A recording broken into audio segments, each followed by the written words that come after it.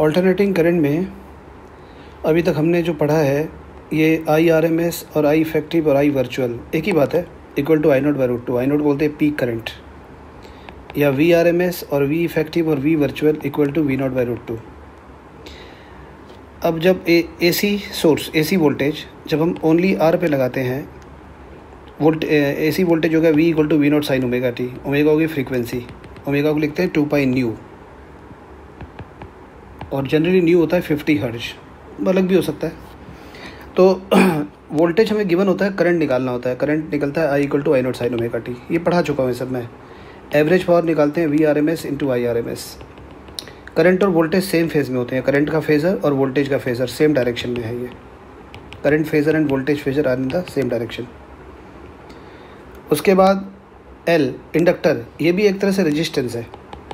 मतलब एसी में क्या है कि आर, जो रेजिस्टेंस आर होता है वो तो ऑल्टरनेटिंग करंट को कंट्रोल करता ही है, ये इंडक्टर भी उस काम को कर सकता है।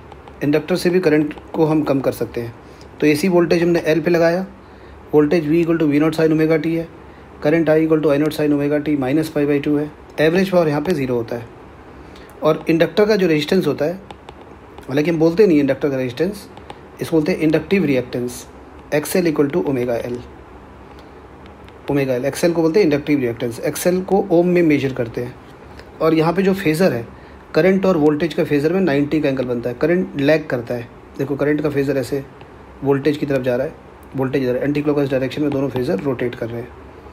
तो वोल्टेज का फेज़र ऊपर की तरफ, इसको ध्यान से देख लो, वीडियो पॉज करके देख लेना। करंट का फेज़र ऐसे है, वोल्टेज का फेज़र ऐसे है, और ओम्स लॉ ही लगेगा। आई आर एम एस अगर मान लो करंट निकालना है तो V R M S upon X L, Ohm's law, ठीक है ना। फिर कैपेसिटर भी एक तरह से रेजिस्टेंस का काम करता है। यहाँ पे कैपेसिटर के रेजिस्टेंस को XC equal to 1 by omega से लिखते हैं। Voltage V equal to V note sine omega T, current हो गया I equal to I nought sine omega T plus 5/2। और एवरेज पावर यहाँ पे कैपेसिटर में 0 आता है। करंट का फेज़र ऐसे है और वोल्टेज का फेज़र लैग कर रहा है, वोल्टेज लैग कर रहा है π/2। इन दोनों को ध्यान से देखो, ये आगे ये सब हम यूज़ करेंगे। आर में क्या होता है, करंट और वोल्टेज फेज़र सेम डायरेक्शन में है। अभी तक हमने जो पढ़ा है कि एसी सोर्स जो है ओनली आर पे लगाया हुआ है, ओनली एल पे, ओनली सी पे। लेकिन अब हमने कम्बिनेशन यूज़ किया, जैसे एल एंड आर, इंडक्टर और रजिस्टर दोनों मिला के। रेजिस्टेंस इसका भी है और इसका भी है। अब हमें निकालना पड़ेगा इस सर्किट में टोटल रेजिस्टेंस इन दोनों का मिला के क्या है। फिर करंट निकालना है, ठीक है, फेज़र वगैरह बनाना है। फेज़र बहुत इंपॉर्टेंट है, तो मैं भी बना देता हूँ। क्योंकि ये सीरीज़ कॉम्बिनेशन है तो इन दोनों में करंट का फेज़र सेम डायरेक्शन में बनेगा। और यहाँ पर करंट और वोल्टेज परपेंडिकुलर होंगे, वोल्टेज करंट के हिसाब से π/2 लीड करेगा। यहाँ पे करंट और वोल्टेज का फेज़र सेम होगा, तो बना देता हूँ इसको मैं।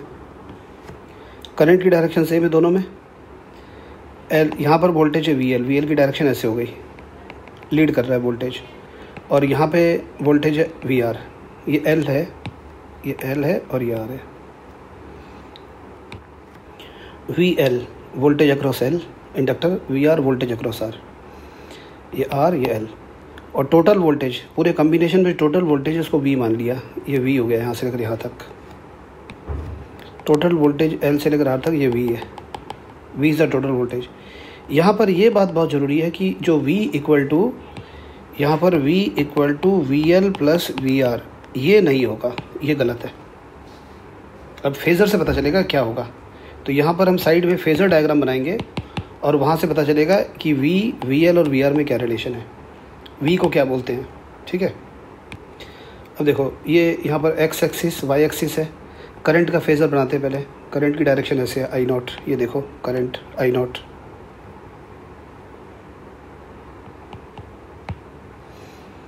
उसके बाद है वोल्टेज एल पे ऊपर की तरफ हो गया।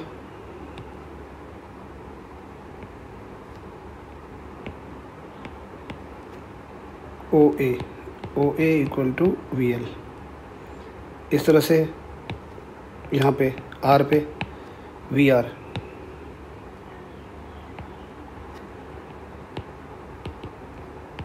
ओ B equal to V R, O A equal to V L, O B equal to V R. अब इसको हम डॉट डॉट करके, मतलब इसमें देखो वी एल की डायरेक्शन ऐसे है, ये वी एल है, और ये वी आर है। तो डायरेक्शन है यहाँ पे वेक्टर की तरह है, तो इन दोनों का हम रिजल्टेंट निकालेंगे जैसे 11th में निकालते थे, ट्राइंगल लॉ, पैरेललोग्राम लॉ। ये ओ सी मतलब वी एल और वी आर का रिजल्टेंट वी हो गया। इस वी को बोलते हैं रिजल्टेंट वोल्टेज। टोटल जो वोल्टेज वी है इसको बोलते हैं रिजल्टेंट वोल्टेज, वी को। O C equal to V equal to resultant voltage. अब हमें वी निकालना है, ये वी निकालना है, तो ये वाला मैं मिटा देता हूँ। In right triangle O B C में O C equal to under root O B square plus B C square. O C equal to under root O B square plus ये बी सी को हम ओ ए बोल सकते हैं, ठीक है। तो O B equal to V R, O A equal to V L, ये लिख दिया। V equal to under root V R square plus V L square. ये resultant voltage, total voltage V का एक फॉर्मूला है, formula for resultant voltage. Suppose ये R पे voltage है 60 वोल्ट, एल पे वोल्टेज है 80 वोल्ट, तो जो रिजल्टेंट वोल्टेज आएगा वो 60 का स्क्वायर प्लस 80 का स्क्वायर, 100 वोल्ट आएगा। मतलब अगर ये जैसे ये 80 है और ये 60 है, तो ये 100 नहीं होगा, ये 80 प्लस 60 140 नहीं होगा, ऐड होके 140 नहीं होगा, ये होगा 100, टोटल वोल्टेज 100 आएगा। मतलब अगर मान लो ये 3 वोल्ट है और ये 4 वोल्ट है, तो रिजल्टेंट आएगा 5 वोल्ट, ऐसे है। इस एल पे ओम्स लॉ लगा रहे हैं, V equal to I R. देखो एल पे वोल्टेज वी एल है, I not into X L, X L हो गया रेजिस्टेंस इसका। आर पे लगा रहे हैं V R equal to I not into R, ऐसे। अच्छा, अब हम ऐसा करते हैं कि ये जो एल है इसका रेजिस्टेंस एक्सएल है और आर का आर है, तो इन दोनों का मिला के जो इक्विवेलेंट रेजिस्टेंस बनता है उसका एक नया नाम है, उसको बोलते हैं जेड। जेड का मतलब इम्पीडेंस, जेड का मतलब होता है इम्पीडेंस, जेड का मतलब इम्पीडेंस, और इसको ओम में मेजर करते हैं। इम्पीडेंस एक तरह से रेजिस्टेंस ही होता है। इम्पीडेंस को ऐसे डिफाइन करेंगे कि ऑल्टरनेटिंग करंट के फ्लो में, जैसे ऑल्टरनेटिंग करंट फ्लो कर रहा है, या एसी सर्किट में जो टोटल रेजिस्टेंस होता है, मतलब रेजिस्टेंस और रिएक्टेंस मिलाकर जो टोटल रेजिस्टेंस होता है उसको हम बोलते हैं इम्पीडेंस, और ओम में मेजर करते हैं। तो हमने एक्सएल और आर का जो इक्विवेलेंट रेजिस्टेंस है उसको मैंने जेड बोल दिया, और जो वोल्टेज यहाँ पे टोटल वोल्टेज जो जेड है ना, जेड पे टोटल वोल्टेज कितना आएगा, इस पे क्या था, वी एल वी आर मिला के वी था ना पूरा, तो पूरा का पूरा वी वोल्टेज जो है ना इस अकेले जेड पे आएगा।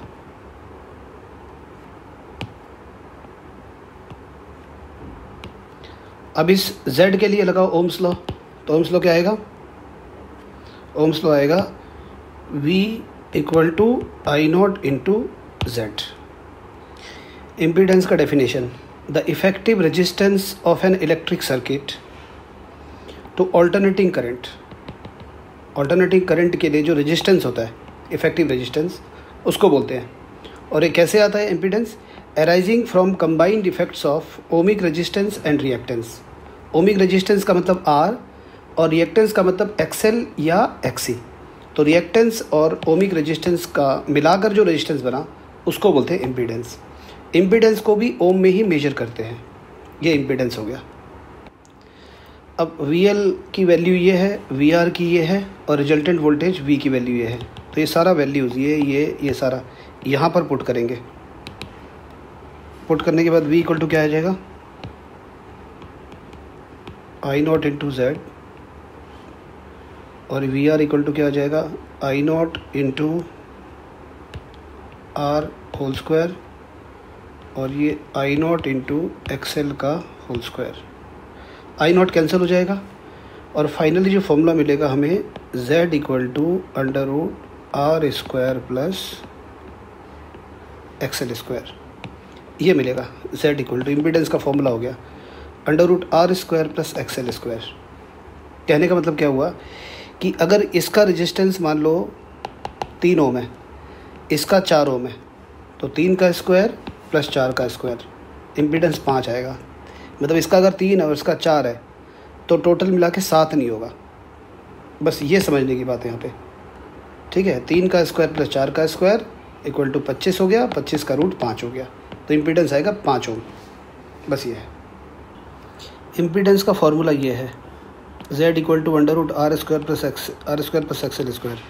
इम्पीडेंस ट्राइंगल, ये लिखा गया the triangle that is created when adding the resistance to the reactance. Resistance और रिएक्टेंस को ऐड करके वेक्टर के तरीके से ऐड करना है, is known as an impedance triangle.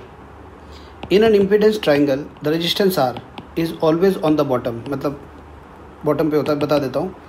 और रिएक्टेंस एक्सएल या एक्सी जो है ना, always goes on the side, मतलब परपेंडिकुलर होगा या परपेंडिकुलर को की तरह शो करते हैं। और हाइपोटेन्यूज जो होता है वो इम्पीडेंस होता है।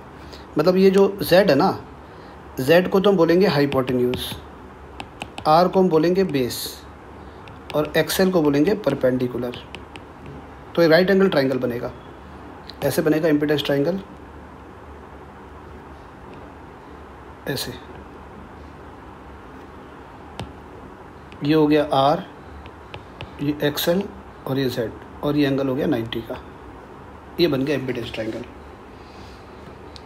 और इम्पीडेंस ट्राइंगल बहुत इंपॉर्टेंट है, न्यूमेरिकल प्रॉब्लम में बहुत काम आता है। Z, XL, R, ये 3 चीज़ हो गया। तो R को बॉटम पे रखा है, XL साइड पे है और Z हो गया hypotenuse. This is impedance triangle. ये फॉर्मूला है तो आराम से बन जाएगा। राइट एंगल ट्राइंगल की ट्रिपलेट है ये, देख लो। अच्छा, एक बात और है, जैसे ये जो ट्राइंगल है ना OBC, ये वाला ट्राइंगल और इम्पीडेंस ट्राइंगल दोनों सिमिलर ट्राइंगल है। देख लो, VR क्या है, I0 इंटू R है। V क्या है, V resultant voltage I0 into Z है। और ये क्या है, VL है, I0 इंटू XL है। I0 हटा दो तो फिर वो इम्पीडेंस ट्राइंगल जैसे ही हो गया ना। ये यहाँ पर कौन लीड कर रहा है, ये रिजल्टेंट वोल्टेज यहाँ पर है और करंट यहाँ पर है।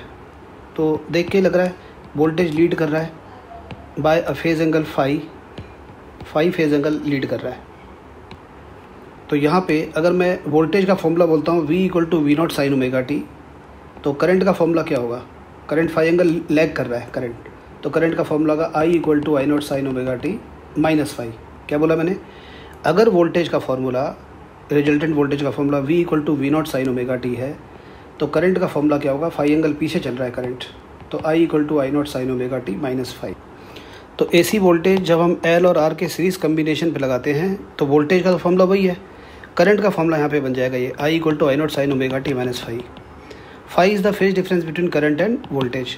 अब एवरेज पावर भी निकालना होता है, वो याद है ना, P = VI करके करते हैं, फिर इंटीग्रेशन करना पड़ेगा। तो यहाँ पे मैं एवरेज पावर का फॉर्मूला सीधा लिख देता हूँ। एवरेज पावर जो मिलेगा हमें, वो मिलेगा VRMS IRMS सॉल्व करके। ये मैं जब LCR सर्किट पढ़ाऊँगा वहाँ पर ड्राइव करूँगा, अभी जस्ट बोल दिया मैंने। एवरेज पावर यहाँ पे आएगा VRMS IRMS cos phi. cos phi का एक स्पेशल नाम है, cos फाई को बोलते हैं पावर फैक्टर। अच्छा, अगर ये एंगल देखो, इम्पीडेंस ट्राइंगल के अंदर भी इस फाई एंगल को दिखाया जा सकता है, क्योंकि मैं बोल चुका हूँ कि ये वाला एंगल, ये जो एंगल है वोल्टेज करंट के बीच में, वो एंगल फाई है। और ये जो ट्राइंगल है OBC और जो इम्पीडेंस ट्राइंगल है, दोनों सिमिलर है।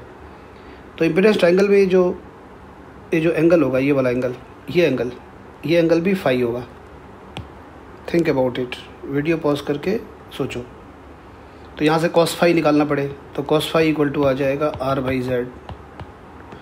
tan फाई निकालना पड़े तो XL/R आएगा, ऐसे करके।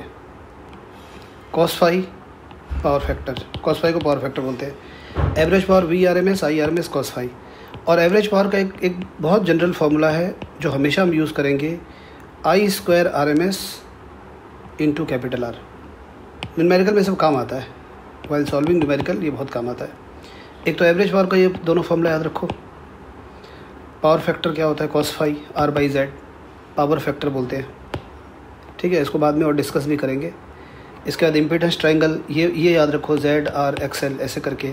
इम्पीडेंस का फार्मूला, रिजल्टेंट वोल्टेज का फार्मूला V = VR² + VL²। ठीक है, तो ये series combination of L and R।